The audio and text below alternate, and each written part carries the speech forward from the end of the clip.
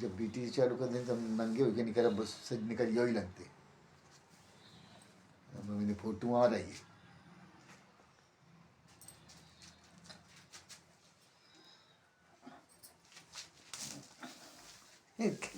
पकड़ी सही जो बनी बनती है वह तो बता रहे हैं।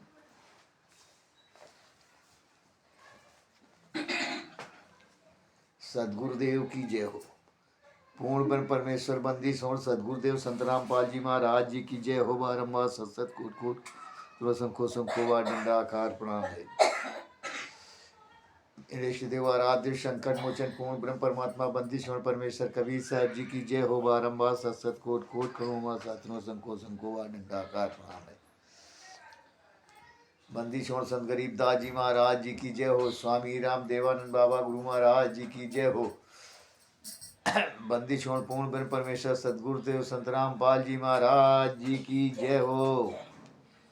सभी भक्त भाइयों और बहनों को सत साहेब और सभी जगत वासियों भाइयों को जगत के भाइयों को और बहनों को नमस्ते प्यार भरा राम राम।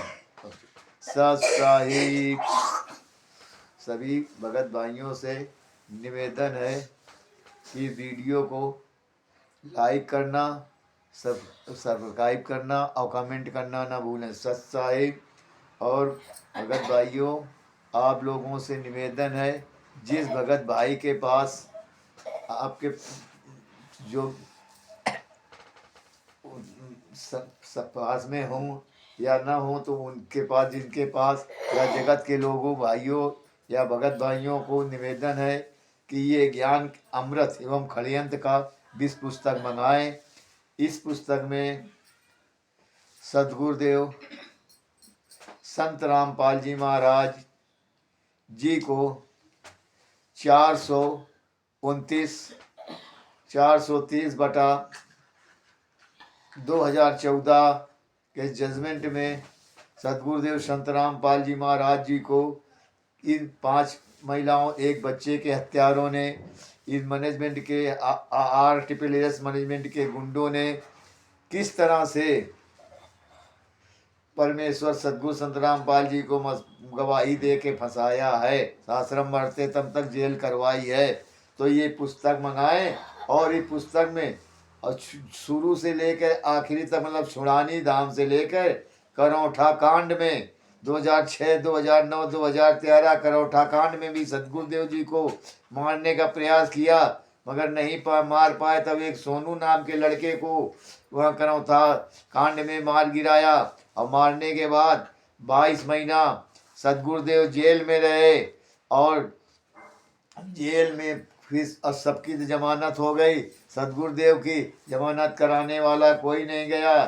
तब सदगुरुदेव जी को कोर्ट ने खुद के बांध पत्र में जमानत दी और इसके बाद वो बरवाला में बलजीत सिंह लहरी 1 बीघा में अपनी भी जमीन में आश्रम बनवा करके फिर गुरु जी को सत्संग करने वहाँ लिवा गया और वहाँ फिर मारने के लिए चक्रव्यूह की तैयारी करने लगा। इन महेंद्र राम कुमार ढाका, बलजीत लहरी और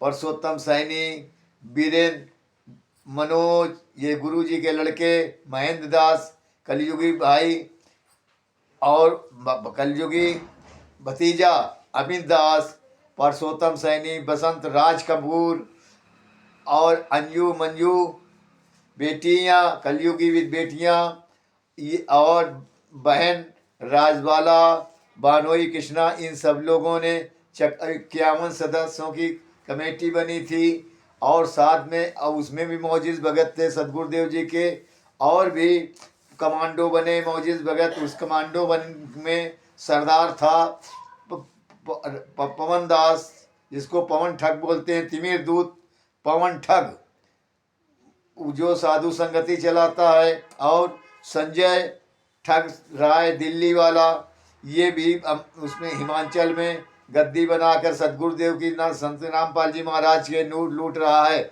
इन पवन, संजय और राष्ट्रीय समाज सेवा समिति के गुंडे, ये तीनों एक मौसेरे भाई हैं और एक का ही काम तीनों कर रहे हैं। तो भगत भाइयों, आप लोगों से निवेदन है, ये ज्ञान अमृत पुस्तक मंगाएं और ज्ञान अमृत पुस्तक षड्यंत्र का विष मंगाकर इसको पढ़ें, पढ़ करके सच्चाई जाने और सच्चाई जान करके अपने सदगुरुदेव जी की सेवा में लग जाएं और सभी भक्तों को प्रेरित कर करके जगा के लाएं और परमात्मा को जेल से छुड़ाने का काम करें। सच साहिब और भगत भाइयों, जिन भगत भाइयों के पास पुस्तक नहीं है तो पुस्तक मंगाने का पता है हाई कोर्ट के सीनियर एडवोकेट हाई कोर्ट के शशिभूषण दास जी, रोहतास जिला, सासाराम, बिहार प्रदेश, और उनका मोबाइल नंबर है 9931592093 93 31592093। तो अभी सब भगत भाइयों से निवेदन है, ये पुस्तक मंगाएं और पढ़ें। सच साहिब। और आगे भगत भाइयों, आप थोड़ा सा वीडियो बनाने जा रहा हूँ जो बरवाला कांड का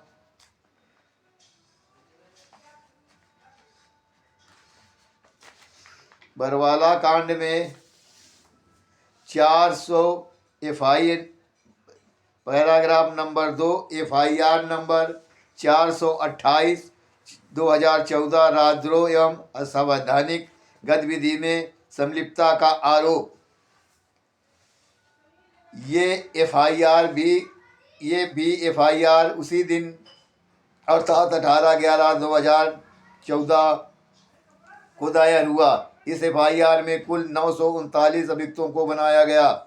बाद में ये संख्या बढ़कर 946 तक हो गई, क्योंकि इस घटना में सहयोगी एवं संलिप्त होने का संदेह पुलिस जांच के दौरान हुई या पाई। उन्हें सस्पेक्ट में आरोपी को दर्ज कर आगे की जांच जारी रखा। कुछ को गिरफ्तार नहीं होने की स्थिति में भगोड़ा घोषित कराते हुए चालान पेश किए। इस तरह 2023 के प्रारंभिक माह तक अभियुक्तों की संख्या इस बाद में 946 तक पहुंच चुकी है। सभी अभियुक्तों द्वारा न्यायालय में विचारण पेश की जा रही है। ध्यान रहे, इस केस का विचारण सरकार द्वारा गठित विशेष दल अदालत हिसार जेल नंबर 1 में स्थापित सेशन कोर्ट में चल रहा है। FIR 428 सन 2014 धारा 147 148 149 और 186 307 332 353 323 342 435 121 121A 123 120B 14 एवं 188 बाधा भी एवं धारा 16 18 22 23 असंवैधानिक गतिविधि संरक्षण अधिनियम धारा 3 4E कोष्ठ 4 कोष्ठ E विस्फोटक पदार्थ अधिनियम एवं धारा 3.4 सरकारी संपत्ति क्षतिपूर्ति संरक्षण कोष्ठ में अधिनियम एवं 27-30 आर्म्स अधिनियम के तहत दर्ज हुए हैं। न्यायालय ने इस केस के विचारण में सुविधा हेतु 2 लिस्ट बनाए हैं। प्रथम लिस्ट में उन लोगों को रखा गया है जिनके विरुद्ध हल्के अपराध के आरोप हैं, अर्थात मात्र धारा 147 148 188 बाधा भी का आरोप है। दूसरा लिस्ट में वे हैं जिनके विरुद्ध गंभीर अपराध का आरोप है, राजद्रोह, असंवैधानिक गतिविधियों में संलिप्तता या विस्फोटक पदार्थ अधिनियम आदि का आरोप बनता हो, दूसरे लिस्ट में रखा है। आज की तिथि में प्रथम लिस्ट में कुल 801 आरोपी हैं जिनके विरुद्ध जमानती अपराध की धाराएं 147 148 188 भारतीय दंड विधान के तहत आरोप गठित की गई हैं, जिनका विचारण चल रहा है और सभी अभियुक्त जमानत पर हैं। द्वितीय लिस्ट में 142 आरोपित को रखा गया जिनके विरुद्ध अजमानती धाराएं अर्थात घनी आरोपों के तहत विचारण की जा रही हैं। इस लिस्ट के तहत आने वाले सभी आरोपियों के विरुद्ध धारा 148 बटा 86, 307, 332, 333, 323, 342, 353, 435 बटा 149 भारतीय दंड विधान एवं धारा 1620 सी असंवैधानिक गतिविधि संरक्षण अधिनियम एवं धारा 34 कोष्ट ए 4 ई कोष्ट विस्फोटक पदार्थ अधिनियम एवं 34 सरकारी संपत्ति क्षतिपूर्ति संरक्षण अधिनियम एवं 121, 121 से 123, 120, 20B, 124, 44 एवं 188 भारतीय दंड विधान के अंतर्गत आरोप गठित कर विचारण की जा रही हैं और उपरोक्त धाराओं के के अतिरिक्त धारा 27 आर्म्स एक्ट के अंतर्गत राजेंद्र बलजीत राम कुमार ढाका, रामपाल प्रीतम पुरुषोत्तम द्रिवेंद्र के विरुद्ध में आरोप हैं। धारा 30 आर्म्स एक्ट के अंतर्गत नायब सिंह, श्याम सुंदर सिंह, देशराज, रविंद्र के विरुद्ध आरोप गठित की गई हैं जिनका विचारण चल रहा है। इन 142 आरोपियों में 3 आरोपियों का विचारण नाबालिग कोर्ट में चल रहा है तथा 11 आरोपियों की मृत्यु हो गई है। 12 आरोपी भगोड़ा घोषित हैं। इस तरह आज की तिथि में 116 आरोपी लिस्ट नंबर 2 के तहत हैं जो उक्त धाराओं में विचारण पेश कर रहे हैं। अलावा इसके 3 अभियुक्त राज संजय उर्फ फौजी, मंजू का पति नीलम, जसबीर उर्फ जगबीर के विरुद्ध धारा 121, 121 ए भारतीय दंड विधान एवं धारा 16, 18, 22 तथा 23 असंवैधानिक गतिविधि संरक्षण अधिनियम के अधीन आरोप गठित करने के लिए न्यायालय आज के तिथि में अर्थात मार्च 2023 में सरकार के तरफ से मंजूरी सेक्शन आने का इंतजार कर रहा है। यदि मंजूरी मिल जाती है तो ये तीनों आरोपी भी लिस्ट नंबर 2 के अंतर्गत विचारण हेतु आ जाएंगे और लिस्ट नंबर 2 में आरोपियों की संख्या 119 हो जाएगी। और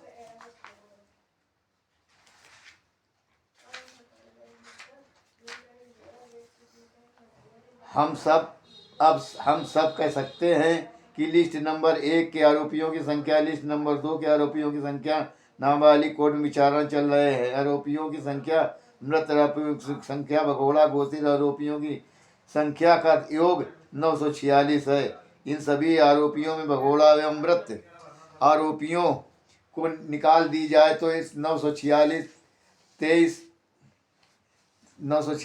23 बराबर 923 अभियुक्तों द्वारा विचारण पेश की जा रही हैं। 923 लोगों में 900 लोगों में 23 लोगों में 116 अभियुक्त घनी धाराओं में विचारण पेश कर रहे हैं।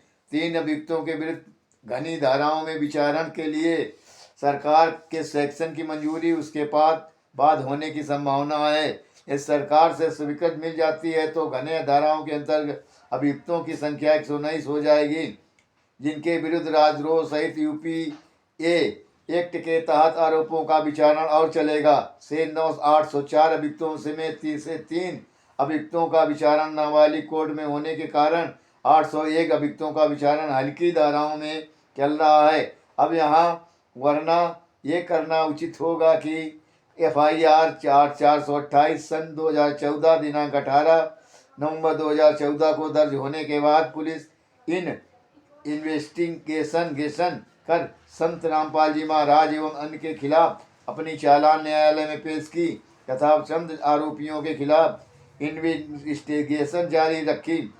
जिनके संबंध में इन्वेस्टिगेशन पूरा होते गए पुलिस चालान न्यायालय में दाखिल करती गई। संत रामपाल जी महाराज एवं अन्य के खिलाफ विशेष सत्र न्यायालय हिसार ने दिनांक 15 जुलाई 2016 को सभी अभियुक्तों को 2 वर्गों में विभाजित किया। जैसा कि पूर्व में कहा जा चुका है कि प्रथम लिस्ट में उन अभियुक्तों को जिन पर जमानती आरोप धारा 147, 148, 118, 88 भारतीय दंड विधान के तहत है रखा है और उनके विरुद्ध चार्ज फ्रेम किया तथा द्वितीय लिस्ट में उन अभियुक्तों को जिन पर जमानती अर्थात घनी धाराओं 121, 121, 120 BUAPA एक्ट की धारा 16, 18, 22, 23 का आरोप है रखा। उनके विरुद्ध चार्ज गठित किया। इस तरह विशेष सत्र न्यायालय में FIR 428 सन 2014, जिसका सत्रवाद संख्या 46 सन 2015, अभियुक्तों के विरुद्ध दिनांक 15/7/2016 को आरोप का गठन करते हुए अभियुक्तों को सुनाया तथा अभियुक्तों से पूछा कि क्या वे अपना दोष स्वीकार करते हैं। तो इस पर संत रामपाल जी महाराज, राजकला, पूनम, सावित्री को छोड़कर सभी अभियुक्तों ने तो स्वीकार नहीं किया, नॉट प्लीड गिल्टी किया और विचारण फेस करने का दावा किया। क्योंकि इस रोज एक एक करके सभी अभियुक्तों का प्ली बयान लेते एवं लिखते रात 11 बज गए थे और केवल 45 अभियुक्तों का ही प्ली बयान लेना शेष बच गए थे। अधिक रात हो जाने के कारण न्यायालय ने शेष लोगों का बयान के लिए 16/7/2016 को निर्धारित किया। न्यायालय ने प्ली लेते वक्त सत रामपाल जी महाराज जी से न्यायालय ने पूछा कि आपके विरुद्ध आरोप हैं कि आपने सरकार के विरुद्ध युद्ध करने के लिए आपराधिक बल द्वारा या इस के प्रदर्शन द्वारा आतंकित करने का षड्यंत्र किया। तो असंवैधानिक गतिविधि में आपकी संलिप्तता एवं विस्फोटक सामग्री रखने तथा सार्वजनिक संपत्ति की क्षति पहुंचाने के साथ ही आर्म्स का गलत उपयोग किया। इस आरोप को आप स्वीकार करते हैं? इस प्रश्न पर के उत्तर में संत रामपाल जी महाराज ने न्यायालय से कहा कि वे अपने अभिजिता के परामर्श के बाद कुछ कहेंगे। क्योंकि इस स्थिति को संत रामपाल जी महाराज का वकील अपने कैंसर बीमारी का ट्रीटमेंट के लिए हॉस्पिटल चले गए थे और न्यायालय में उपस्थित नहीं हो सके थे, इसलिए उनकी ओर से फ्रांसीसी अभिजिता ने संत रामपाल जी महाराज जी की तरफ से समय आवेदन दिया था, किंतु समय आवेदन स्वीकार नहीं हो सका और आरोप तय कर दी गई, अर्थात चार्जशीट गठित कर दिया गया। सच साहेब और आगे का वीडियो भगत भाइयों मैनेजमेंट द्वारा भक्तों के बीच भ्रम फैलाना कि गुरुजी 10 दिन में जेल से आज बाहर आ जाएंगे, 20 दिन में आ जाएंगे, 25 दिन में आ जाएंगे, ये आगे का वीडियो बनेगा। सच साहेब भगत भाइयों से निवेदन है, वीडियो को सब्सक्राइब करें, लाइक करें और कमेंट करना ना भूलें। सच साहेब सभी भगत भाइयों निवेदन है, ये ज्ञान अमृत एवं षड्यंत्र का 20 पुस्तक मंगाएं और इसको पढ़े, सच्चाई को जाने और सच्चाई को जान के और इसको सद्गुरु की सेवा में लगे और अपने कर्म बना लें। नहीं हिलवा देसी घी का हिलवा पूरे ही खाते रह जाओगे, बाद में पछताओगे और वही सद्गुरु जी की लीला जेल में देखते रह जाओगे। सत साहिब।